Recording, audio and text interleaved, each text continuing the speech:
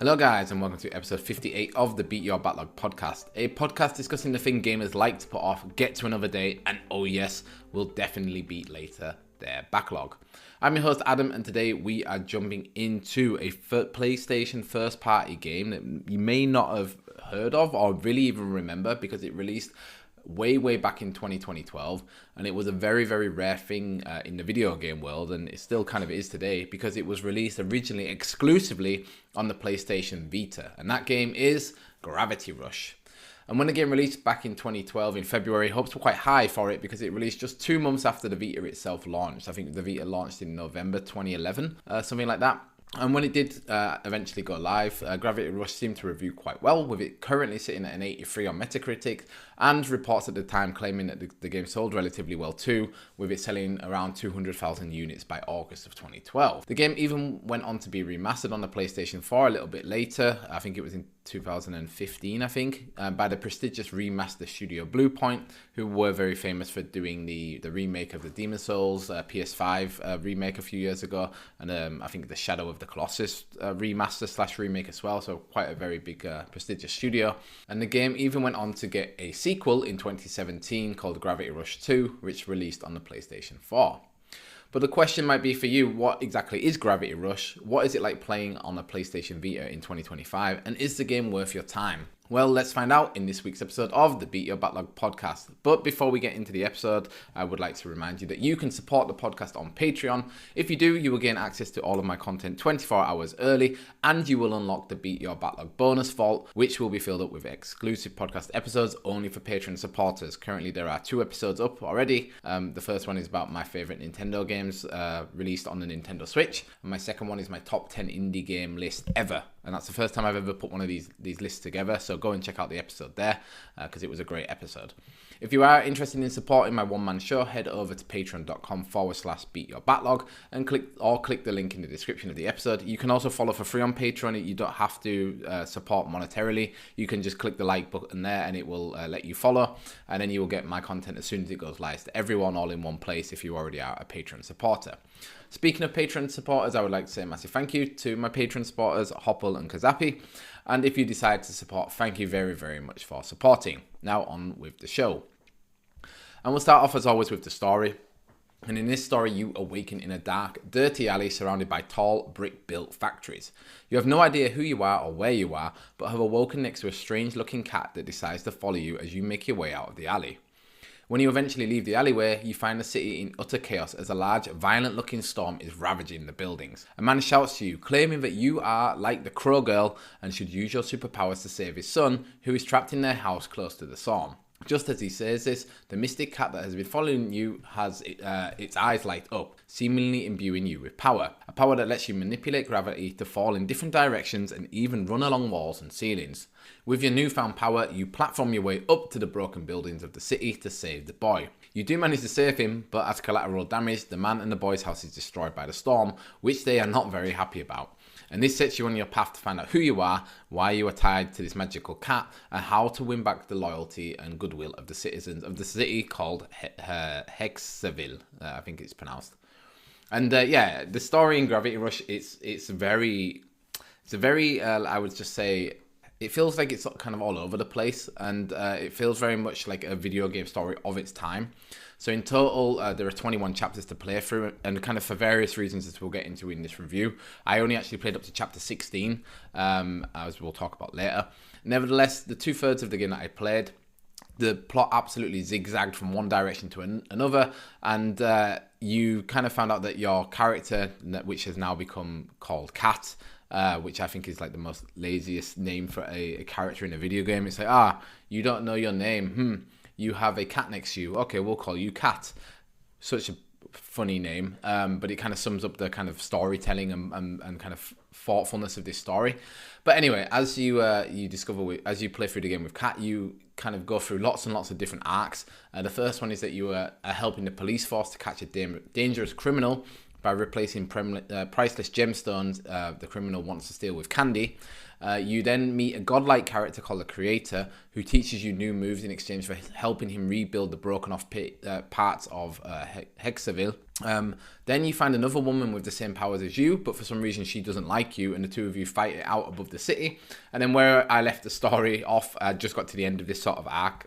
You accidentally come across a colony of Lord of the Flies-like children living at the bottom of the world. And so it almost feels like, as we'll talk about a bit more later, like maybe like a TV show or a cartoon show where every episode is something kind of different, but there is like an overarching plot, which in this game is that there is this powerful storm raging above the city, and from time to time it sort of spawns these monsters called a Nevi, which you have to fight and kind of beat as Cat.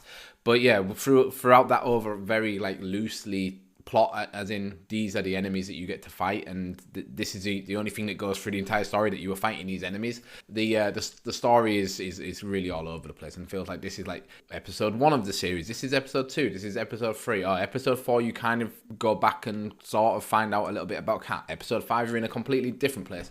It's very, very much all over the place.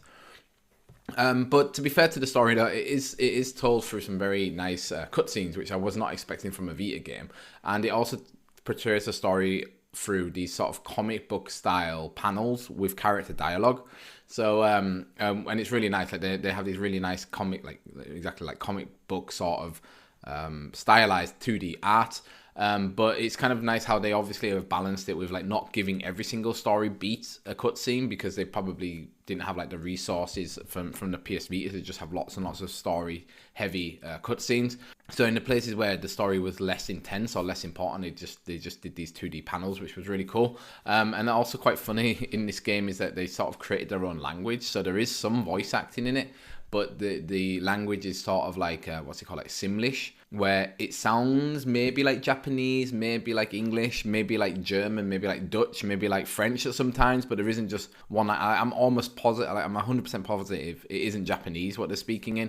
It's just some random language that it was made up for the game, which is quite unusual when you were listening to it and trying to read in English. But yeah, what's kind of interesting is that as convoluted as the story is, the main thing about the story, like the thing that you start with in the game is who is Cat and why is she there and why does she have these superpowers.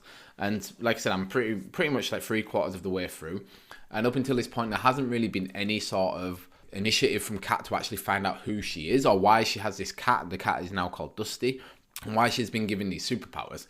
And I thought this was a little bit strange, because Cat's main drive in the game seems to just be 1, looking pretty, 2, finding a boyfriend, and 3, just making the people around her like her. And it sort of makes her, and therefore the story, seem a little bit shallow. Like, I think it would have made her much more interesting if she had actually tried to work out who she was, rather than just treating it like this problem in her life as like a side note to her love life. I also think as well, there is this character that's introduced called Raven, who also is a character with the same superpowers as her. When they meet, they automatically hate each other and start fighting, which really comes off as a bit like cliche and stereotypical, that, you know, these two women that really should be aligned and sort of allies to each other and help each other out, just don't like each other for whatever reason, and are literally having like cat fights in the middle of the city for no apparent reason. And later on it does get explained a little bit why Raven doesn't like Cat and is trying to like stop her, but still it's not like it makes not really much sense, and it just sort of falls into this sort of feeling of this is just the male power fantasy of like these two attractive young women just fighting each other, like this is this is what we want to get, and kind of maybe makes the game, kind of shows the game's age a little bit. And all in all, in general, I think the story, like I sort of talked about, feels very sort of anime in a bad way. I think this cliche is part of it. I think the sort of meandering story plots, the kind of personality of Cat being this kind of ditzy main character, it kind of reminds me of like these kind of older anime shows from like the 90s, and sort of makes the whole game feel a little bit off and a little bit old in 2025. But yeah, even though I didn't like the story that much, there is a lot of things I did like about the game, and mostly that it is just like a fun game to play. The main game loop is you as Cat use your gravity powers to fall or fly across the impressive open world as Heskerville. And as you do, you'll find purple gems to collect, which can be used to upgrade Cat's powers, and if you wish, can be spent on renovating the city and unlocking races to win even more gems. And I'm really like a sucker for this kind of upgrading system in games where it's like, here is like a rundown park, spend 50 coins and we'll renovate the park and it'll look nice. So I actually really like that. I like flying around and just throwing a few gems into these. They look like trash can, like mechanical trash cans. And you throw your gems in, and then that area becomes rejuvenated and looks fresh and feels nice, and so it just in general makes the city look a bit nicer. So I really like that. The challenges themselves, I didn't really do because they reward you with gems, but the game is so rewarding with gems anyway, where I never felt like I needed to actually do these challenges to get enough gems to be able to level Cat up. Most of the time I was sitting at 1,000 gems, and a level up would usually cost, depending how high it was, but I would usually say cost like 300 to 400 gems. So I never felt like I needed to do anything additional in the game to actually level her up. And it was interesting because one thing when watching gameplay of Gravity Rush before I played it, I always thought that it looked very strange how Cat kind of flew through the air. If you imagine it, like if you haven't seen it before, she looks like as if you took like a rag doll and just launched it across a room. That's exactly how she flies. Like it's like she's led by the weight of her torso, and like depending on the direction she flies. So if she's thrown like forwards, like front facing forwards, like her kind of chest will lead, and like her arms and legs will just kind of trail behind her. Or if you throw her as she's facing backwards, like her back and spine will be the thing that kind of leads, and her arms and legs will just like follow behind. Like it's a really weird animation and really weird flight animation. I was like, why doesn't she fly like, I don't know, like Iron Man or Superman or whatever? But it kind of is a bit like, it's funny to see, but in the game it sort of makes a bit more sense, and you understand why she flies like that, because her power isn't actually being able to fly. It's been able to manipulate gravity to fall in any direction. So basically, whenever she flies, it's actually her falling in a direction, and I think that's why she looks. It looks so funny, the animation, like really like a ragdoll when she does fly. And to be able to manipulate the gravity, all you have to do is tap the right bumper button on the Vita, and this will make Cat kind of levitate and float in place. Then a blue target appears in the middle of the screen, which you can move by using the right joystick. And once you have the direction you want to move in, you just tap the right bumper again, and that will start Cat sort of falling in that direction. And at first I was really worried when playing the game that it was actually going to be unplayable, because the first time I actually made Cat kind of fall or fly, the camera was just a complete mess. Like I just had no idea where I was going or what direction I was falling in, and I was like, I can't play a game that's like 10 hours of this. However, what I realized is actually the Vita's, some of its motion controls affect where the camera goes. So if you were moving the Vita while she falls, the camera will kind of follow the Vita's movement. So I quickly learned that, okay, don't move the Vita while she's flying.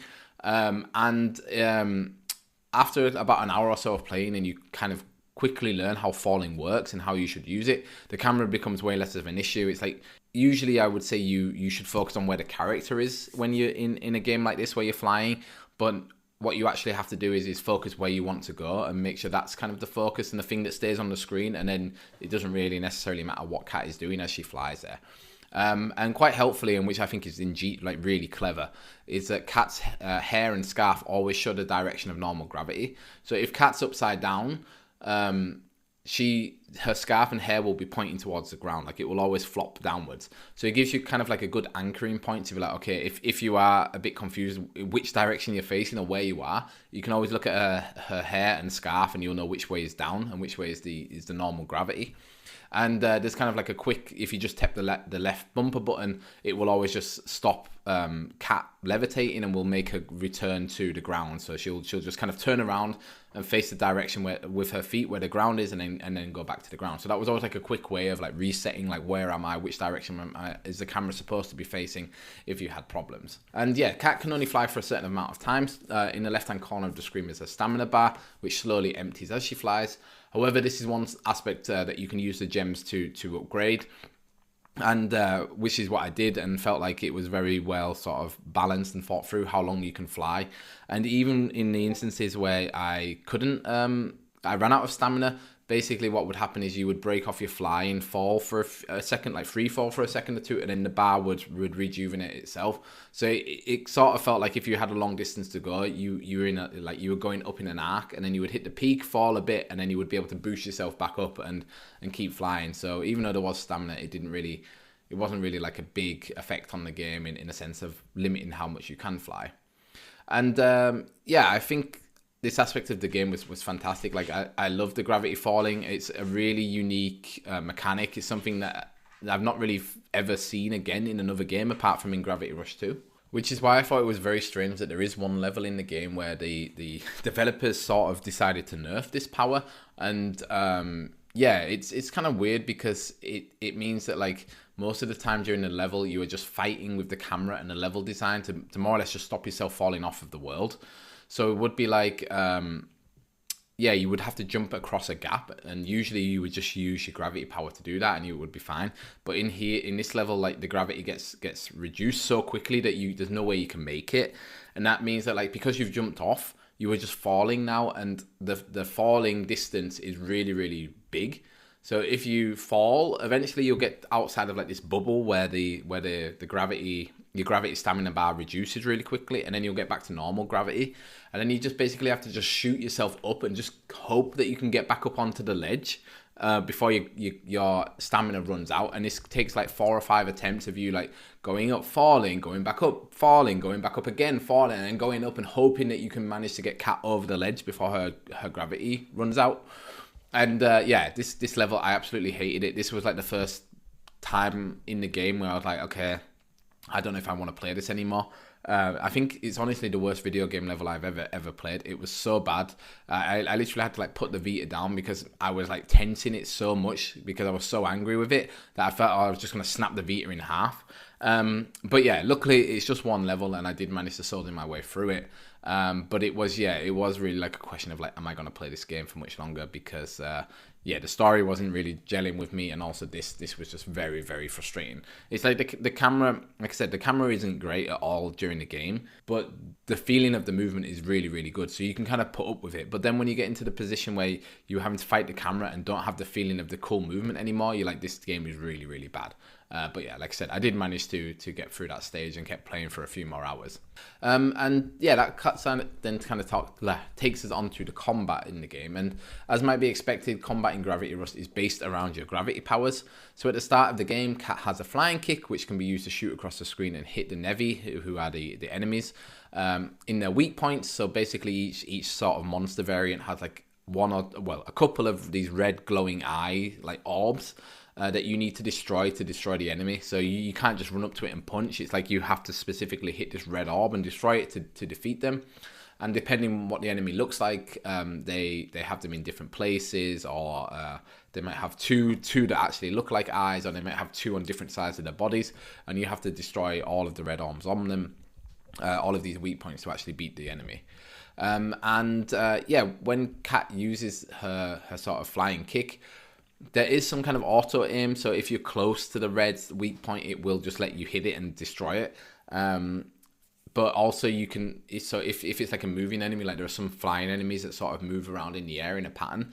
What you can also do is as you are flying, you can tilt the Vita to aim, so it's kind of like a gyroscope. So like you move it to get the target onto the enemy, and eventually she'll hit it. This was very, very hard to do. There wasn't a lot of times this actually happened. So what I would tend to do was like fly close to an enemy, make sure I had a direct line on its weak point, and then dive in with the flying kick to kill it. But yeah, it's a very kind of interesting combat style. And as you piece back together Hexaville, the creator will bless you with new moves that can be used in battle. And my favorite of these was the spiraling claw attack, which actually made the battling way easier, which you can use by pressing the triangle button. And this move sends Kat kind of almost like a rocket directly towards enemy weak points, and she'll just keep flying there, like keep flying until her gravity stamina runs out. So now there's no need really to point or for you to aim at all. It's just like it will just go directly there and hit them. And this is really, really helpful in fights where like a single Nevi might have multiple weak points, because she will just hone in on them, hit one, hit the next one, hit the next one, and then destroy the enemy, which is really cool. But yeah, that might sound a bit overpowered, but there is, of course, a catch then, because there is a cooldown on this move, and there are other moves like it that you can unlock in the game. But so you have to be very strategic when to use them. So these are very helpful against bigger enemies or bosses, where you might only be able to use this move once, but when you do, it can do a lot of damage, which is pretty cool. And then we have like very basic attacks that Cat has. It's just like a kick that she can use on the square button, which is if she's on the ground. So if you run out of gravity stamina, you can return to the ground and still fight the Nevi that way. And that some of them are just basic enemies that have one weak point, which you can just kick 2 or 3 times and it will destroy them. And in addition, which is something that I really liked in the game, Cat has a dodge roll on the ground or in the air, and it's actually used by swiping in the direction you want to dodge on the Vita's touchscreen. And at first I thought this was going to be an annoying gimmick, like, oh, okay, they just put in some mechanic to use as an excuse to use the touchscreen. But actually, when you play the game, it feels really, really intuitive, because you are just pressing the screen next to where your hand is naturally on the buttons. So like on the Vita, the face buttons are on the right, and you would then just touch like the right of the screen, like or maybe the right bottom corner, I think it was, and just swipe, just very like in a small area. You don't have to like take your hand off the controller and with one finger swipe. It's just like with your thumb, just swipe quickly in one direction or another, and she will dodge in that direction. It felt really, really good. I thought it was like a great example of the Vita's unique control inputs like working well with gameplay. So I was really, really impressed in that. And yeah, what's also cool, which I've already kind of pointed out, is that each of the aspects of combat can all be upgraded with the gems that you find whilst exploring the world. And yeah, I really like that the game lets you kind of focus in or sort of hone the attacks that you like to use. So you don't have to upgrade everything. You can just be like, okay, well, I'm using the basic kick, and I'm using the spiraling claw move, and I'm using the kind of flying kick. So I'm just going to put all of my gems into upgrading those to make sure that those are sort of as powerful as possible. And it's kind of cool that it lets you sort of build your own play, at least combat play style with the moves that you like. It doesn't force you to upgrade everything. You can just focus on the moves that you were using. And I think, yeah, in general, combat is pretty good. There's a wide variety of enemies, each with their own different attacks to dodge and kind of weak points to exploit. And when you get into the swings of things, combat can feel very fluid. So you imagine, like, you are flying through the air, you tap the right bumper button to sort of hover above an enemy, you zone in on the enemy's weak point with your flying kick, and then you hit it and sort of bounce back off and do a flip, and then you levitate again so that you're sort of floating above the same enemy. Then you can go back in and do another kick, bounce off it, and then maybe that enemy dies. Then you bounce off it, press the bumper again, you levitate, you find the exit other enemy what's at the other side of the screen. You can press triangle, you'll fly directly to them. Like, it's very, very fluid when it works. The only problem is that it doesn't always, not every battle is like that. Some battles are a bit more sort of you flying around and having to land and then find an enemy, and then or maybe there's an enemy in the air where you're trying to do your dive kick and you just keep missing, and you're like, okay, I need to get this enemy close, like on land, and then jump up and kill it there. So there can be sometimes where the combat feels much more of a slog, but when it feels good, it feels really, really good. And I think then the only other kind of slight criticism I have for the combat is that it does kind of feel a little bit repetitive. Even though there is quite a variety of moves to use, I ended up only using the same 3. So because those worked for me, so maybe it was my own fault that the games became the combat started to feel repetitive because I was just using the same moves over and over. But still, yeah, it was sort of like combat was never anything where I was like looking forward to it happening. It was sort of like, okay, I have to do this now, and I have to kill this many enemies to get this door open to go through to the next stage. So yeah, so it could feel a little bit repetitive sometimes. But what was also cool with the combat was that the game has quite a few boss battles to challenge you along the story. And I really like that these boss battles feel very, very big and very epic, with massive bosses sending bullet hell-like attacks at you that you need to skillfully evade with your air and ground dodges. And bosses usually work like regular Nevi, so they also have multiple weak points that must be destroyed. And then the only difference is that then once you've destroyed them all and the boss's health bar has been depleted, you need to get in close enough to the boss that you can literally tap on the screen on like a blue marker.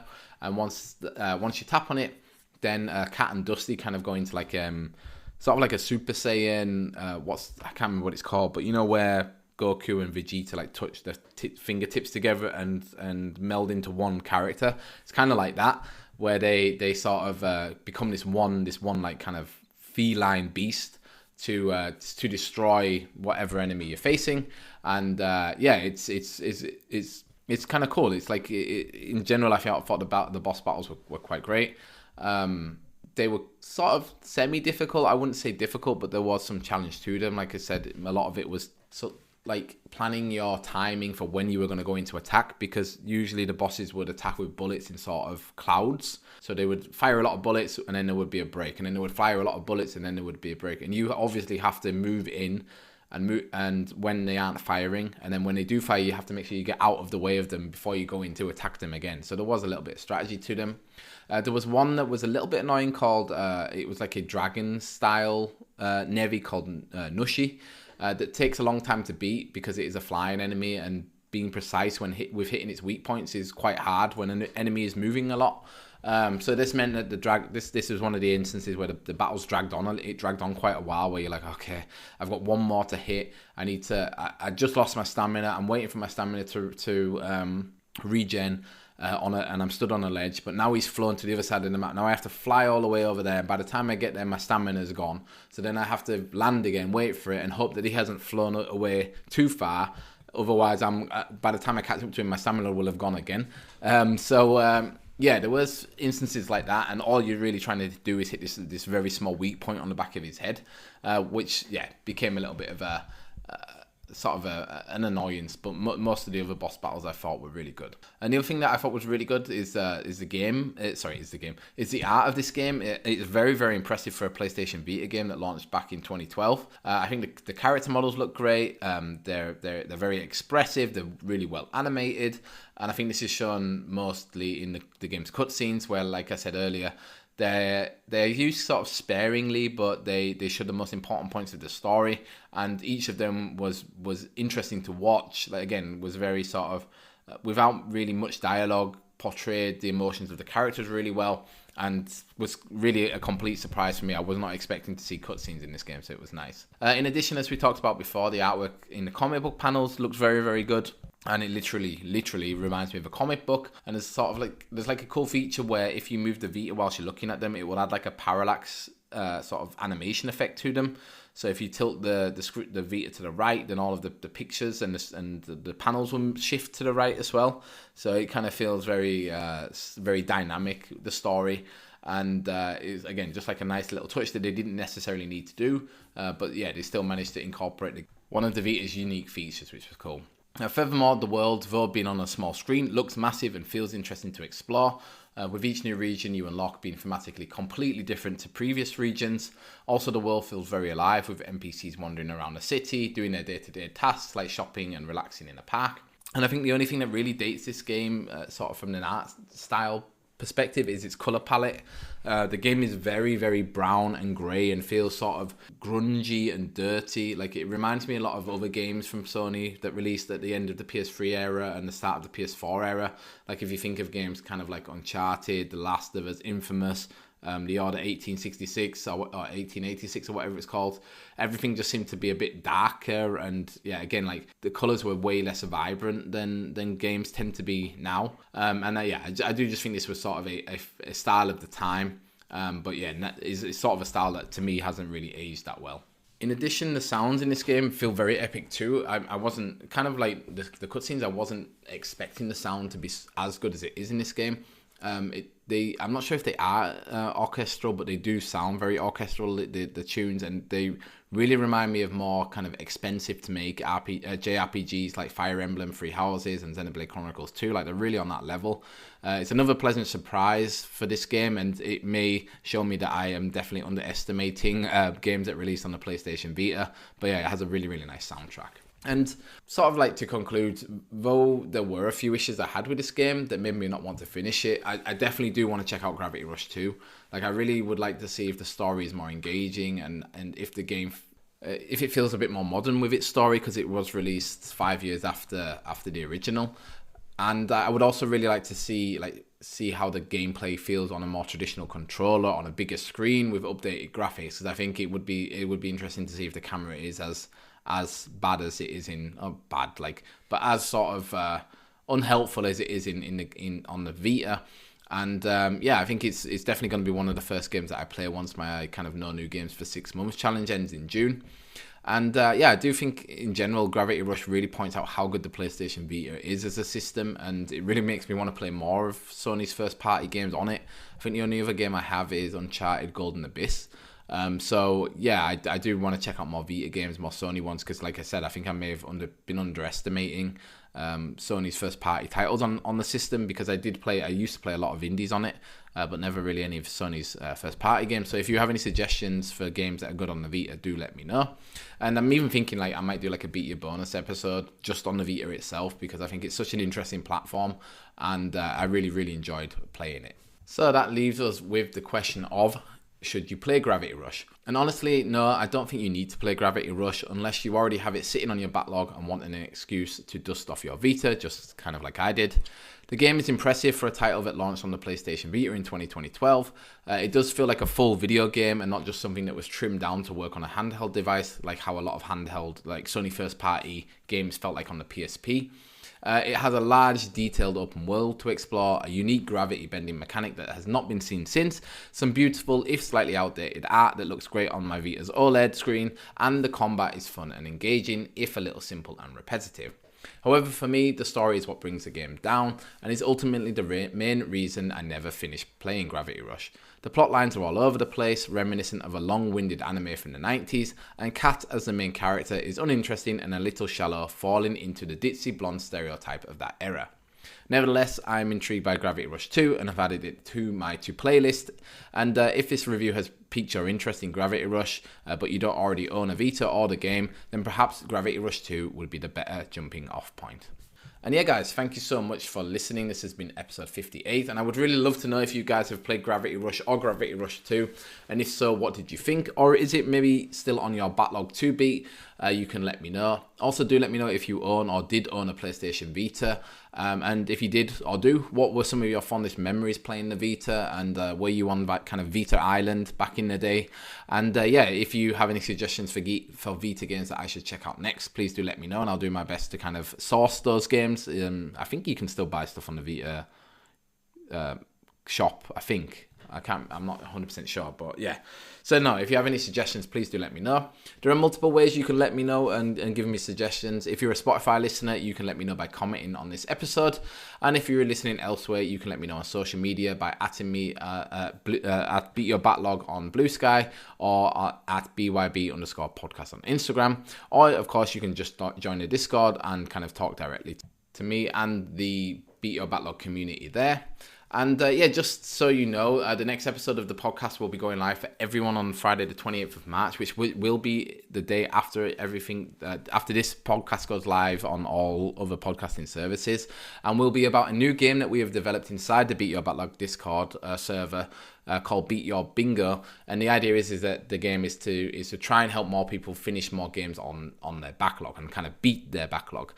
So if that sounds interesting, head over to the Discord right now. The link will be in the description. But if you want to know more information, then check out the episode posting tomorrow. And there will be prizes for the person that gets the first bingo and the first bingo line. So if that sounds interesting, come and join us in Discord. And if you're also interested, you can check out my full written review of the game over on Patreon. The link will be in the description of the podcast. And speaking of Patreon, if you've enjoyed the episode and would like to show your support, considering joining my Patreon at the $2 or $5 tier. If you do, you will get access to all of my content 24 hours before everyone else, and get access to my Patreon exclusive podcast, Beat Your Bonus, for everyone that is a supporter. You can also, like I said before, follow for free on Patreon too, if you want to follow there. And if you're in the mood to listen to more content about a Japanese game that was released exclusively on the PlayStation, check out episode 18 of the podcast about Final Fantasy 16, my game of the year for 2023. And finally, please remember to review the podcast wherever you're listening, because good reviews with 5 stars help the podcast be kind of spread to new people. It helps with the algorithm. So if you enjoyed, please do leave us a 5-star review wherever you're listening. Thank you so much for listening. I hope you enjoyed the episode, and we'll see you in the next one. Bye bye.